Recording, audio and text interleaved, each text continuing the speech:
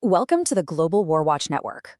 Right now, India is at a massive crossroads. Does it join Europe's next-gen fighter program, or maybe take a deal for Russia's latest stealth upgrades? I mean, this decision is huge. It could define their air power for decades to come.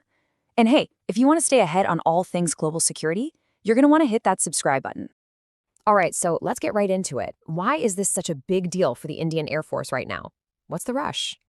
Okay, so take a look at these numbers. They really tell the story. The Indian Air Force is supposed to have, about 42 squadrons ready to go. Right now, they're flying with just 31. And with old birds like the MiG-21 finally heading for retirement after decades of service, that gap, it's only getting wider. That's a huge shortfall, and it puts a ton of pressure on them. Right, and this isn't happening in a vacuum. It's about what's happening right next door. You've got China modernizing its air force at a frankly terrifying pace. They already have two different fifth-gen stealth fighters in the air, the J-20 and the J-35. And get this, some projections say they could have 1,000 J-20s by the time India's very first homegrown stealth fighter even gets off the ground. That's not just a challenge, that's a massive technological gap. So how is India planning to tackle this? Well, their number one plan, their big bet, is to build their own solution. It's called the AMCA, which stands for Advanced Medium Combat Aircraft. And let me tell you, this is probably the most ambitious aerospace project India has ever taken on. We're talking a twin-engine, fifth-generation stealth fighter. It's the absolute star of their whole self-reliant India push. The entire idea is to stop depending on foreign tech and to build their own powerful defense industry right at home, from scratch. But here's the reality check. Building a stealth fighter from the ground up is, well, it's insanely hard. So even if they get full approval in 2025, look at this timeline. The first prototype might roll out in 2028, sure, but actually getting it into service with the Air Force, we might be looking at the late 2030s. That leaves that huge capability gap we talked about wide open for over a decade. Okay, so with that long timeline in mind, what are the other options? What if India turns to one of its oldest partners in defense? Because, Russia has just put a very tempting offer on the table. Yeah, people are literally calling this the mother of all offers. Moscow isn't just trying to sell their Su-57 stealth fighter. No, this is what they're calling a golden deal. We're talking full co-production rights, build it in India, and the real kicker? Unrestricted access to all its core tech. The engines, the radar, the software, everything. Seriously, no other country is offering that kind of deal. And this really shows you the totally different ways of thinking about air combat. The Su-57, it's all about raw power and performance, what the experts call kinematic dominance. It's built to be bigger, faster, fly further, and just dominate in an old-school dogfight. Compare that to the American F-35, which is all about stealth and being a flying supercomputer, a data hub for the entire battlefield. Two completely different philosophies. So, a relatively cheap fifth-gen fighter with a full tech transfer deal? It really does sound almost too good to be true, which, of course, brings us to the big question. And yep, the risks are huge. The biggest one is geopolitical.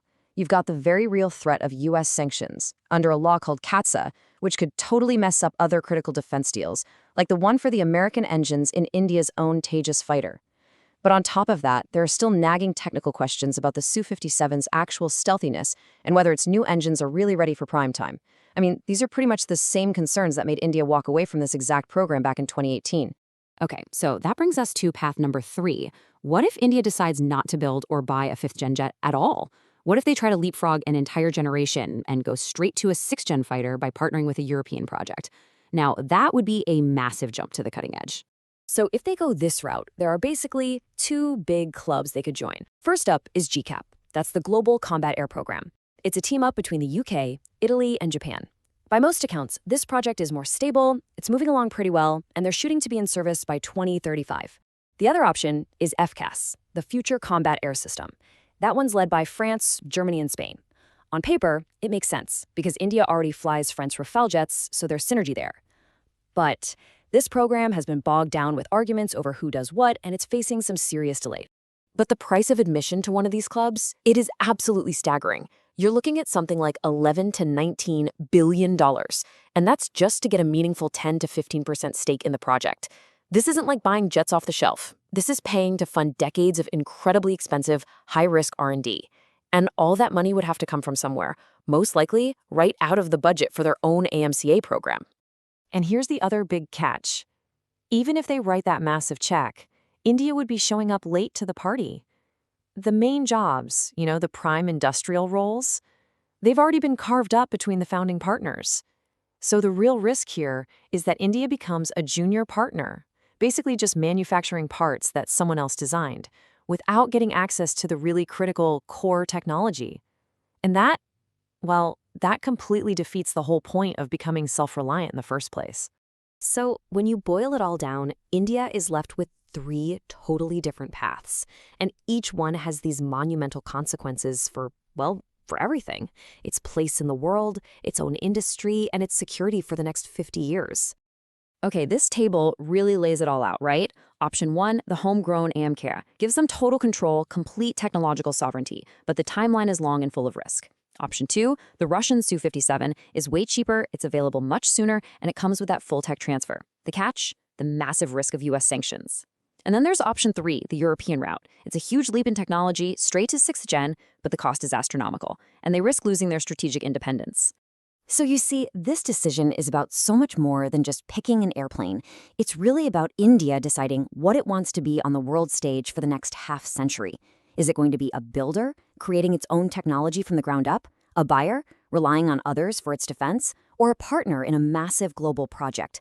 Each one of those choices leads to a completely different future. All right, that's all we have for you today. Thanks so much for joining us. We really hope this gave you a clearer picture of the incredibly high-stakes choice that India is facing right now. Hey, if you found this useful, we'd love it if you could like, share, and of course, subscribe to the Global War Watch Network. Let us know what you think in the comments below. Which path should they take? And definitely come join our community on social media. All the links are right there in the description.